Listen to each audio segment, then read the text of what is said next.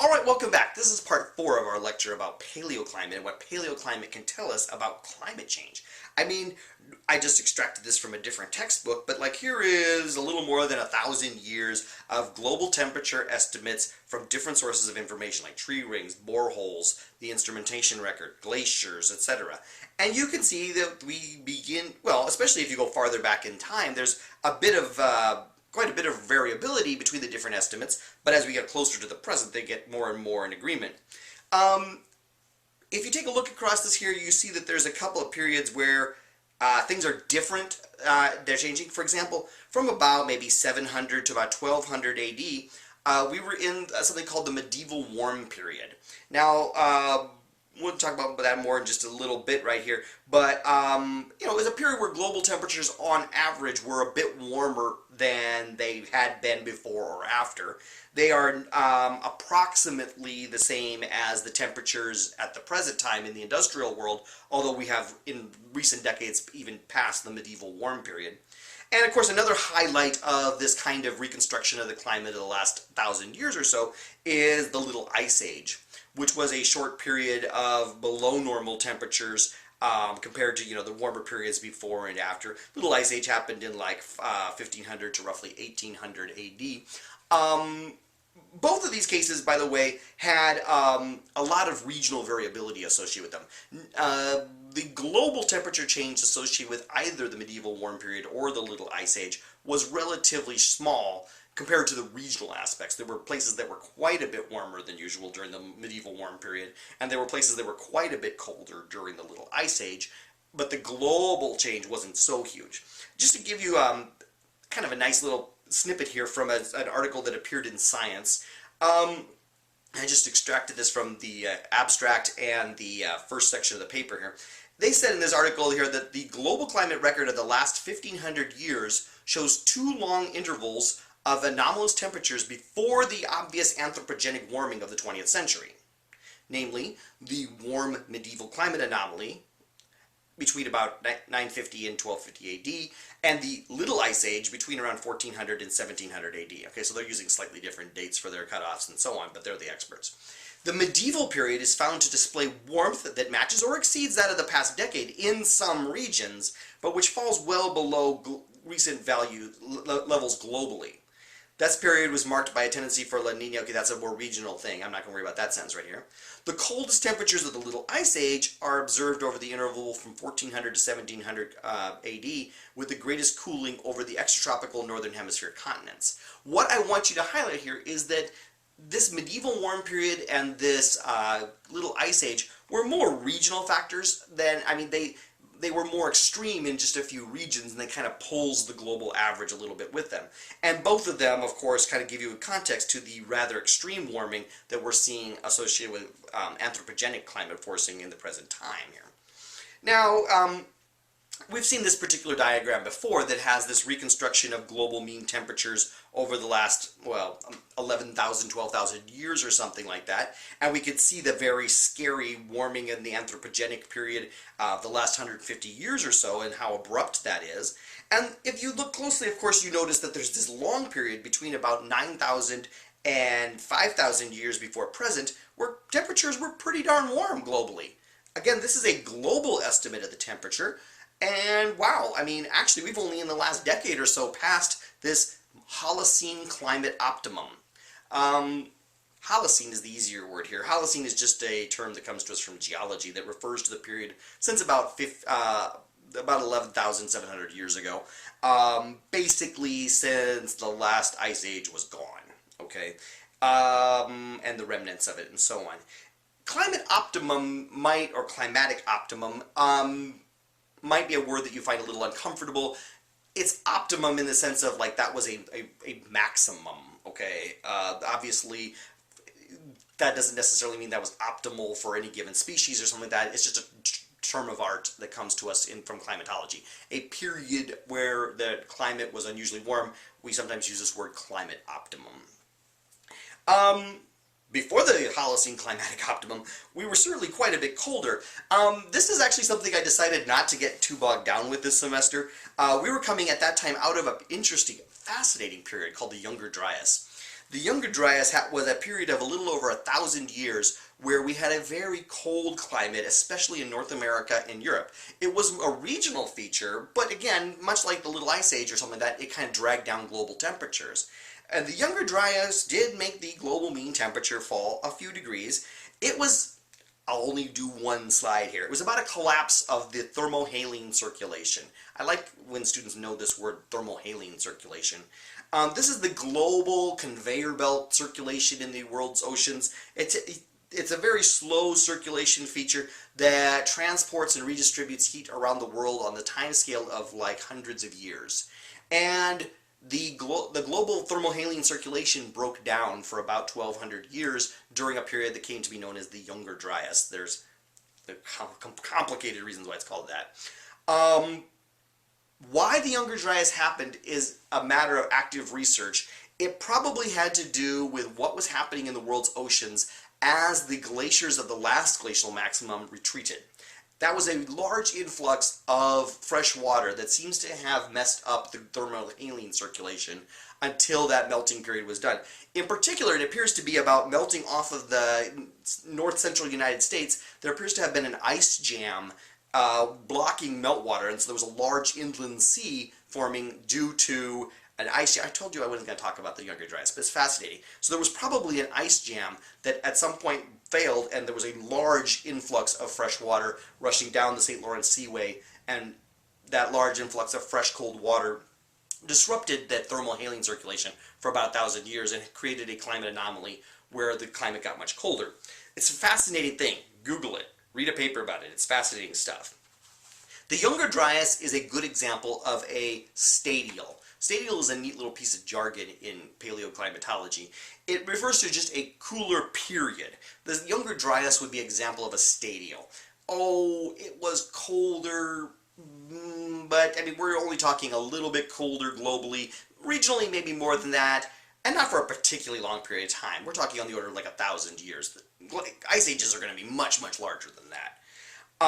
For what it's worth, a good word to know is interstadial. An interstadial is the warmer period between two stadials. So like the Holocene warming climate optimum there would be a good example of an interstadial. Okay?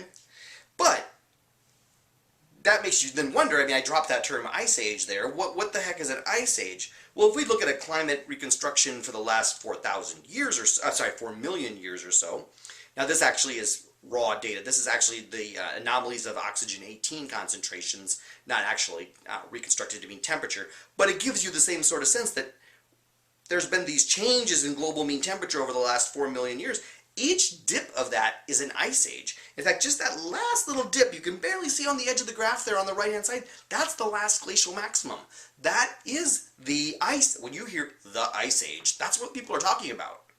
That is the last glacial maximum, which was actually a particularly bad ice age, okay? Ice sheets were particularly far equatorward and so on, but even just looking across the last 4 million years, you can see that there were lots of these ice ages, okay? Ice ages are not rare. There have been hundreds of them in Earth's history that we can reconstruct. The last glacial maximum was a big one, and it reached its peak extent in the relatively recent past, I mean only 24,000 years ago, with lots of melting only like 18,000 to 12,000 BC. That's pretty darn recent, but it's not all that rare of a thing. These things were happening, I don't know if I'd make anything of this trend here or anything like that, but you know, I mean literally dozens of times over the last few million years. So if we wanted to come up with a definition here, we would say that an ice age is a prolonged stadial. Ice ages last maybe on the order of like 100,000 years. Okay, stadials we're talking more like 1,000 years. So they're orders of magnitude different in size, and they generally are much more global, and they generally have very low temperatures, the establishment of continental ice sheets, and so on. A stadial might result in like growth of glaciers, like in mountains or something like that, but it's just not long enough and cold enough and consistent enough to make like a giant ice sheet that's going to cover the northern half of the United States or something like that. In the same way, just like we had interstadials, there are interglacials, the prolonged interstadial, during which time the continental ice sheets retreat or even completely disappear. Okay, we're outside of a glacial right now, so we are in an interglacial. And you can see, well, gosh, there's been lots of these ice ages over the last few million years. They are a perfectly normal part of the natural climate variability. And, well, I didn't realize I have a slide here that said this. So the ice ages typically last on the order of like 100,000 years. In general, if you examine the shape of them in the record there, you'll see that they actually develop relatively gradually. And then they rather abruptly end. The end of an ice age comes surprisingly fast. Whereas it might have taken a few tens of thousands of years to make the ice sheet, it melts back surprisingly fast in the geologic record. Something like on the order of 1,000 years or something like that. Potentially even very much shorter than that. On the other hand, the interglacial periods do tend to be somewhat shorter. They're more abrupt. They end very easily. Why? Why is all this happening? Why do we get all these ice ages? I mean, why do we get an ice age at all, much less why do they happen? And you know, I don't know that I'd say that there's exactly a period to these things, but I see that there's sort of a characteristic size. They seem to happen about a certain time apart and so on. Well, it turns out that there's really a very rational reason why they happen the way they do. And it typically has to do with changes in the Earth's orbit. A term that you may have heard of before. You may have heard of the so-called Milankovitch cycles. The Milankovitch cycles are about changes in the Earth's orbit that result in climate change on the Earth. I don't even know how to... Milutin Milankovitch was a Serbian scientist, and in like the 1920s, he did the math to figure out how the orbits of other planets were affecting the orbit of the Earth, and what he discovered was it's a lot. I mean, we tend to have this relatively simple idea of the Earth going around the Sun in a nice roundish orbit, and that's a really good approximation. But there's all these other planets going around too, and they give us like tugs too. Now sometimes we are getting a tug from them when like Earth and Jupiter kind of lined up with the Sun, and the Jupiter pulls us a little bit, kind of stretches the Earth's orbit a little bit farther away from the Sun. And sometimes the planets are lined up so that like the Sun is directly between the Earth and Jupiter, and the gravitational effect of Jupiter is like pulling us closer to the Sun. And of course, over a period of a few years, they kind of cancel out. But they don't exactly cancel out. And in fact, over the periods of thousands and tens of thousands and hundreds of thousands and millions of years, these little tugs from Jupiter and other planets add up to changes in the Earth's orbit. And it's complicated. I am actually kind of astonished that they could figure this stuff out in the 1920s without the use of, like, you know, computers and so on. But in fact, it's predictable. And we can figure out what changes are going to happen to the Earth's orbit in the coming millennia, and we can figure it out for millions of years in the past. Now, this Milankovitch cycle business actually affects many of the parameters that describe the Earth's orbit. But the one that is most easy to understand with regard to climate variability and so on is how the Milankovitch cycles, as there's changes in Earth's orbit, affect the eccentricity of the Earth's orbit. Now, just in case that word eccentricity is something that you're not, like, excited about, you don't understand. Eccentricity describes how elliptical the Earth's, any object's orbit is. The Earth is in a pretty darn round orbit around the Sun at the present time. I meant to, but I didn't actually put the actual eccentricity of the Earth's orbit on there. But like, for example, if you look at those orbits that are drawn on this diagram here, the eccentricity of like a perfectly round orbit is 0. And the Earth's orbit has a very, very small eccentricity, like 0.001 or something. We have a very round orbit right now, but it's not a perfect orbit. It is perfectly round. It's a little bit elliptical. But you can see that that orbit can get more and more elliptical with an eccentricity of like 0.5, 0.75, 0.9. Comets have these crazy orbits that have these very high eccentricities. Okay. Now, the Milankovitch cycles produce changes in the eccentricity of the Earth's orbit. Sometimes they make over long periods of time, over these scales of tens of thousands of years, they make the orbit more eccentric, more shaped like an ellipse, or they make the Earth's orbit more round. We just happen to be living at one of the roundest it can be. Okay? The Earth's orbit is as close to a circle right now as it pretty much as it gets. Now, but it does not stay that way. Over periods of time, then the orbit, particularly of Jupiter, will result in changes in the Earth's orbit. It'll become more eccentric, or it'll become less eccentric. So when it's more eccentric, things get kind of interesting, because there's a part of the Earth's orbit then that is relatively close to the Sun compared to how we are when we are in a more circular orbit, and there's a part of the orbit where it is farther from the Sun than it is when we're in a more circular orbit. And you would think that that would just cancel out. That you would think, it would be perfectly reasonable to think, I guess we spend part of the year warmer and part of the year cooler, but it averages out. But it doesn't really work that way. It turns out that the more eccentric an orbit is, the colder the planet is going to be. And the reason for that is pretty cool. It has to do with how planets actually move through their orbits.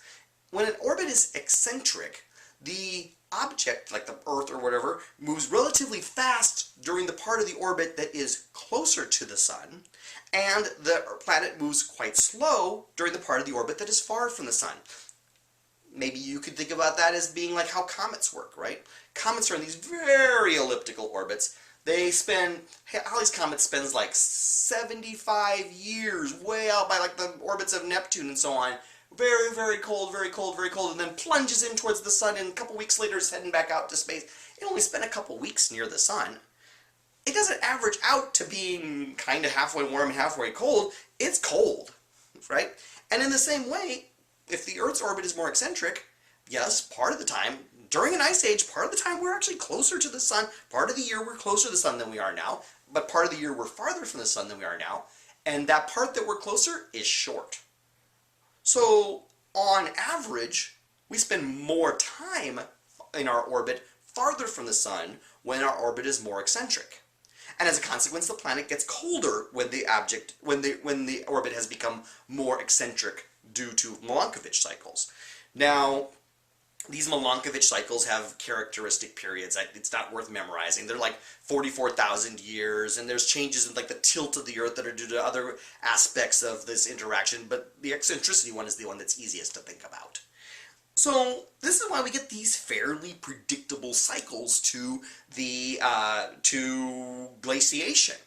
I mean, we can look at this and figure out, oh, it makes sense that there was an ice age. The Earth orbit was more elliptical at this time period.